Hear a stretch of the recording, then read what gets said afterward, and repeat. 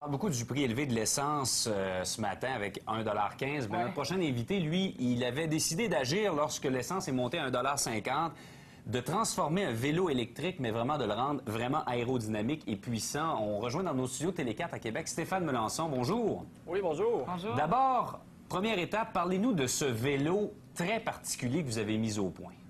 Oui, en fait, c'est un vélo qui est tout à fait normal avec les pédales, les petites roues. En fait, c'est un petit vélo pour enfants que j'ai converti en vélo tout à fait aérodynamique avec beaucoup de puissance. Donc, on a rajouté un moteur, on a rajouté des batteries au lithium, on a rajouté un contrôleur extrêmement puissant. Et puis, ça donne un vélo qui est capable d'atteindre des vitesses assez extrêmes. Donc, on l'a rendu aérodynamique et très puissant pour réussir à battre le record. On rit parce qu'on voit des images prises hier soir à la piste d'accélération de Pont-Rouge dans la région de Québec où on vous voit sur un vélo avec un casque de style full face. C'est que vous atteignez des vitesses assez impressionnantes. Oui, effectivement. Je vous dirais sincèrement, là, quand on passe les 40-45 km/h, c'est déjà quand même très, très vite pour un vélo. Et quand on est rendu dans la barre des 90, c'est assez extrême parce que là, c'est le vent qui devient très, très important. Donc, c'est pour ça qu'on avait le casque pour être aérodynamique et en même temps être très protégé. Est-ce que vous avez battu le record? Oui, en fait, on a battu le record et pour deux raisons, je vous dirais. Parce que le record qui date de 2006, qui a été fait à Bonneville, dans le désert, c'est en fait un Américain qui avait fait ça.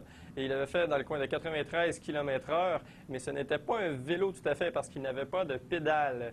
Donc, moi, le vélo que j'ai utilisé, c'est vraiment un vélo qui est tout à fait à la base d'un petit vélo pour enfants et qu'on a modifié pour avoir un moteur électrique dessus. Donc, en principe, le record serait battu et encore plus véridique pour ça. Ouais, dites-moi, est-ce que c'est un vélo que vous utilisez pour vos déplacements également? C'est pas ce vélo-là que j'utilise pour les déplacements. Ça, c'est un vélo qui a été monté uniquement pour battre le record et démontrer en même temps la puissance qu'un moteur électrique est capable de faire pour un moyen de transport. J'utilise un autre vélo pour aller au travail à tous les jours et c'est un vélo qui est très puissant. Et d'ailleurs, hier, j'en ai démontré la puissance à très basse vitesse. On a tiré un autobus de 16 000 livres avec celui-là. Dites-moi, est-ce que vous voulez éventuellement développer ça de façon commerciale? Bien, en fait, c'est sûr que ce serait intéressant de faire découvrir des vélos un petit peu plus puissants aux gens dans des conditions bien encadrées, bien entendu, parce que sur les routes, il faut quand même être prudent. Mais par exemple, ici, on a le Mont-Sainte-Anne, il y a des gens qui font du downhill, donc ils descendent la montagne. Et moi, ben, j'aimerais leur montrer qu'on peut monter la montagne également. Donc, on n'a plus besoin de montagne, on n'a plus besoin de gravité pour avoir le même fun. Et là, il y a un autre défi également que vous voulez relever. C'est pas celui de tirer un camion ou un autobus avec votre vélo? Oui, c'est bien ça. En fait, c'est ça. Avec l'autre vélo que j'utilise tous les jours, ce vélo-là a 8650 watts de puissance, donc c'est quand même énorme. Et puis, on a démontré le couple à très basse vitesse. Donc, on a tiré un autobus hier de 16 000 livres. Ça a été tout un défi et tout un exploit parce qu'on avait de la misère, la roue arrière, comme on dit, ça virait de saut.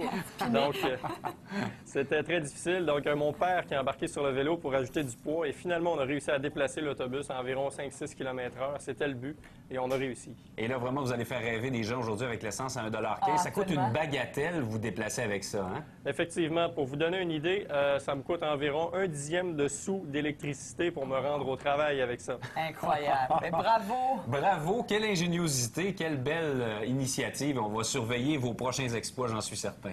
Oui, parfait. Je vous remercie beaucoup.